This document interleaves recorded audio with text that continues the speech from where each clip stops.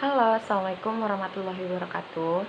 Saya Sulistiani. Jadi sekarang saya bakal eh, sekarang lebih berbeda. Jadi dosen saya memberi 100 soal dan saya harus membahas soal tersebut. Oke.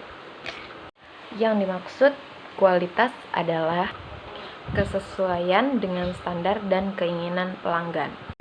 Konsumen memilih produk dan jasa dengan memperhatikan faktor kualitas. Mengapa kualitas dipandang penting? Karena itu adalah tuntutan pasar dan reputasi perusahaan. Untuk memasuki dan memenangi pasar internasional, perusahaan terdorong untuk melakukan standarisasi produk, standarisasi proses, dan standarisasi dalam manajemen kualitas. Nah, pemahaman kualitas akan baik bila dipandang dari sisi produsen dan konsumen. Nah, yang termasuk ke dalam dimensi kualitas pada perusahaan manufaktur adalah fitur. Yang dimaksud dengan manajemen kualitas adalah perencanaan, pengorganisasian, kepemimpinan, pengendalian kegiatan untuk mencapai kualitas. Peran manajer dalam kualitas meliputi interpersonal, informatif, dan pengambilan keputusan. Urutan sejarah pengembangan manajemen kualitas adalah: pertama ada inspeksi, kedua ada pengendalian kualitas, yang ketiga ada penjaminan kualitas, yang keempat ada manajemen kualitas, yang terakhir ada manajemen kualitas terpadu. Pada masa pengendalian kualitas, Departemen Pengendalian Kualitas akan nampak sebagai badan yang independen dari perusahaan. Biaya kualitas terdiri dari beberapa kelompok, yaitu pertama ada biaya pencegahan dan biaya karena produk cacat. Yang termasuk ke dalam biaya pencegahan adalah biaya perancangan produk. Biaya penilaian produk meliputi biaya peralatan pengujian. Yang dimaksud dengan biaya kegagalan internal dan eksternal adalah biaya karena perusahaan menghasilkan barang yang cacat, terjadi penurunan permintaan, dan pengembalian barang dari konsumen. Biaya kegagalan internal itu seperti biaya pembuangan produk. Yang dimaksud dengan TQM adalah filosofi. Selanjutnya, yang dimaksud dengan filosofi zero effects adalah membuat segala sesuatu sudah baik sejak awal, pantang membuat, menerima, dan menyerahkan produk cacat. Nah, selanjutnya ada hal-hal yang merupakan karakteristik dari total quality adalah fokus kepada pelanggan. Nah, ada beberapa hal yang terkait dengan alat dan teknik untuk mewujudkan filosofi TQM, yaitu adalah Kaizen, analisis kekuatan dan kelemahan. Perubahan dalam TQM dalam sumber daya manusia adalah tradisional HRM menjadi strategi TQM. Oke, selanjutnya hal-hal yang menjadi penghambat dalam pelaksanaan TQM adalah bila TQM itu diterapkan dalam organisasi yang birokratis. TQM akan gagal bila TQM disusun sebagai program. Atribut efisiensi yang harus diperhatikan agar TQM dapat terlaksana yaitu ada kemampuan, dukungan, dan komunikasi. Nah, penyediaan pelayanan kepada pelanggan dapat dilakukan dengan menetapkan siapa pelanggan perusahaan tersebut. Selanjutnya ada bentuk keterlibatan karyawan dalam quality cycle adalah mengidentifikasi, menganalisis, dan memecahkan berbagai permasalahan pekerjaan. Selanjutnya ada re-engineering. Re-engineering ini adalah perubahan dan perbaikan dalam skala kecil. Maksudnya perubahan dan perbaikan dalam skala besar. Nah, selanjutnya ada benchmarking. Jadi, benchmarking ini adalah mengadakan perbaikan dengan patokan bisnis organisasi lain yang terbaik di kelasnya. Nah, keterkaitan dari keduanya ya dalam TQM adalah sama-sama untuk menerapkan TQM. Oke, selanjutnya, jadi benchmarking yang dilakukan dengan membandingkan kinerja antara divisi atau wilayah pasar yang ada dan dikerjakan oleh unit-unit internal dalam organisasi atau perusahaan disebut internal benchmarking. Nah, selanjutnya benchmarking yang membandingkan kapabilitas fungsi bisnis atas pesaing tertentu walaupun tidak dalam industri sejenis disebut dengan functional benchmarking. Nah, selanjutnya ada Big JIT. Nah, ini tuh apa? Jadi Big JIT adalah filosofi. Sedangkan Little JIT merupakan caranya. Maksudnya Little JIT itu adalah tekniknya. Nah, konsep JIT ini sendiri pertama kali diperkenalkan oleh seseorang bernama Taiichi Ohno. Nah, yang bukan merupakan alasan perlunya JIT adalah memperbaiki jumlah pelanggan. Nah, manfaat JIT itu sendiri adalah untuk mengurangi cacat produk dan mengurangi pemborosan. Nah, dalam pandangan tradisional, JIT dan TQM dilakukan secara terpisah. Nah, strategi untuk menerapkan JIT ini sendiri adalah Mixed Production System. Nah, kartu Kanban dapat mendukung pelaksanaan Full Production System. Nah, yang bukan termasuk prinsip persediaan JIT itu adalah meningkatkan jumlah pemasok. Yang tidak termasuk dalam kegiatan yang digunakan untuk menunjang pelaksanaan 5S adalah membiarkan kotor dan bocor. Selanjutnya ada TQS. Jadi TQS ini umumnya merupakan pelaksanaan manajemen kualitas secara menyeluruh yang dilakukan pada perusahaan jasa. Yang bukan merupakan gap dalam kualitas pelayanan adalah perbedaan kinerja pelanggannya. Dalam self-qual, jadi ada gap kelima, yaitu pelayanan yang diharapkan dengan yang sesungguhnya dirasakan.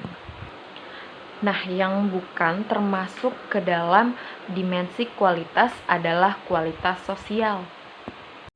Nah, 12 dimensi kualitas pelayanan menurut Sureskandar dibagi menjadi 3 kelompok besar, yaitu pertama ada dimensi manajemen kualitas generik, kedua ada intervensi, ketiga ada unik. Nah, selanjutnya ada organisasi belajar. Jadi organisasi belajar ini adalah organisasi yang mendukung pembelajaran dan pembelajaran. Organisasi belajar ini melakukan pembelajaran secara bersama-sama. Pembelajaran menginginkan partisipasinya itu dari semua pihak. Yang bukan merupakan alat dalam organisasi belajar adalah cheating. Nah, yang bukan termasuk indikator bahwa organisasi melakukan pembelajaran adalah adanya hubungan antara organisasi dengan karyawan. Yang bukan merupakan fungsi pemimpin dalam organisasi adalah koordinasi. Nah, yang bukan perbedaan antara manajer dan pemimpin adalah perbedaan fungsional dan perbedaan minat dan pola pikir. Nah, berikutnya adalah yang bukan ciri penting dari kepemimpinan yang efektif adalah kemampuan untuk mempengaruhi orang lain. Yang bukan termasuk variabel yang terdapat dalam model kepemimpinan kualitas adalah perilaku manajerial. Yang bukan merupakan peran dari pimpinan puncak adalah maksudnya kayak melakukan audit kualitas. Konsep hierarki kebutuhan individu dikemukakan oleh Maslow. Nah, pemimpin yang berusaha memotivasi pekerjanya dengan melalui pemberian imbalan atas apa yang telah dia lakukan, itu merupakan pemimpin dengan tipe kepemimpinan adalah transaksional. Berikutnya ada perilaku yang bukan perilaku yang ditunjukkan oleh kepemimpinan transformasional adalah elegan. Nah, berikutnya yang bukan merupakan hal yang melatar belakangi terbentuknya kelompok, khususnya kelompok internal, yaitu kekeluargaan. Selanjutnya, memerlukan banyak waktu, adanya tekanan untuk dapat menyesuaikan diri. Selanjutnya ada adanya dominasi oleh anggota kelompok tertentu. Lalu adanya tanggung jawab ganda. Nah, itu adalah termasuk keterbatasan atau kelemahan dari kerja tim. Oke, penilaian kualitas paling objektif berasal dari pihak ketiga. Yang mengadakan penjaminan kualitas adalah semua departemen di dalam perusahaan tersebut. Yang bukan merupakan tujuan penjaminan kualitas adalah membantu mendapatkan pesaing. Yang bukan makna dari penjaminan kualitas adalah penjaminan kualitas produktivitas dan harga yang mahal. Nah, berikut adalah elemen-elemen dalam penjaminan kualitas adalah kualitas pelanggan, profesional, dan proses. Yang bukan merupakan penjaminan kualitas formal, yaitu NBNQA dan EFQM. Ada dua hal yang menjadi pertimbangan dalam mengadakan penjaminan kualitas, yaitu ada standarisasi dan diferensiasi. Nah, standarisasi itu sendiri berkaitan dengan sertifikasi dan akreditasi. Nah, yang bukan merupakan keunggulan ISO 9000 dari aspek internal adalah pengurangan cacat produk. Nah, kelemahan dari ISO 9000 itu sendiri adalah perhatiannya terhadap personil itu lemah. Nah, ISO 9000 ini disebut juga sebagai standar sistem manajemen kualitas. Nah, ISO 9000 ini adalah sertifikasi oleh pihak ketiga yang independen. Nah, ISO 9000 ini penting karena membantu pemasaran internasional. Nah, ISO 9000 ini sendiri adalah merupakan standar manajemen kualitas dan penjaminan kualitas yang merupakan pemandu untuk pemilihan dan penggunaan standar. Nah, yang bukan termasuk elemen ISO 9000 ini adalah pengendalian perancangan. Nah, faktor-faktor dari ISO 9000 ini sendiri ada pelanggan, pesaing, dan internal perusahaan. Nah, untuk pertumbuhan dan perkembangan perusahaan, ISO 9000 ini bermanfaat untuk meningkatkan kepercayaan dari pelanggan. Faktor terpenting dalam keberhasilan pelaksanaan ISO 9000 adalah penghematan biaya. Maksudnya dukungan-dukungan dan komitmen pemimpin. Nah, manfaat tertinggi yang dapat dicapai antara lain memperbaiki sistem kualitas yang ada. ISO 9000 ini pada tahun 2000 dengan beberapa revisi, antara lain jadi dia ini memasuki standar sistem manajemen lingkungan. Nah, TQM menggunakan 3 teknik utama, yaitu ada Hoshin Planning, lalu ada QFD, dan ada Daily Control, yang bukan merupakan teknik pengendalian kualitas dengan data kuantitatif, yaitu flowchart dan brainstorming. Nah, cause dan effect diagram adalah alat pengendalian kualitas untuk menemukan penyebab masalah, yang bukan merupakan teknik pengendalian kualitas dengan data kualitatif adalah cause dan effect diagram, lalu ada check sheet. Nah, selanjutnya ada diagram Pareto. Ini bermanfaat untuk mengetahui penyebab utama kesalahan. Yang melatar belakangi penggunaan QFD antara lain kebijakan pemasaran yang efektif berfokus kepada pelanggan. Manfaat utama untuk dalam penggunaan QFD ini adalah mengurangi waktu produksi dan optimasi kapasitas produk, mengurangi biaya dan waktu produksi, dan meningkatkan pendapatan. Yang bukan merupakan hambatan dari QFD itu adalah resiko dapat diketahui dengan baik. Yang bukan termasuk dalam manfaat QFD selain untuk membantu penerapan TQM adalah pengurangan biaya, kesalahan produk, dan meningkatkan permintaan. Dukungan organisasi untuk melaksanakan QFD adalah pertama ada dukungan manajemen, kedua ada dukungan fungsional, dan ketiga ada dukungan teknik. Audit kualitas adalah merupakan alat manajemen yang digunakan untuk evaluasi, verifikasi, dan konfirmasi kegiatan kualitas.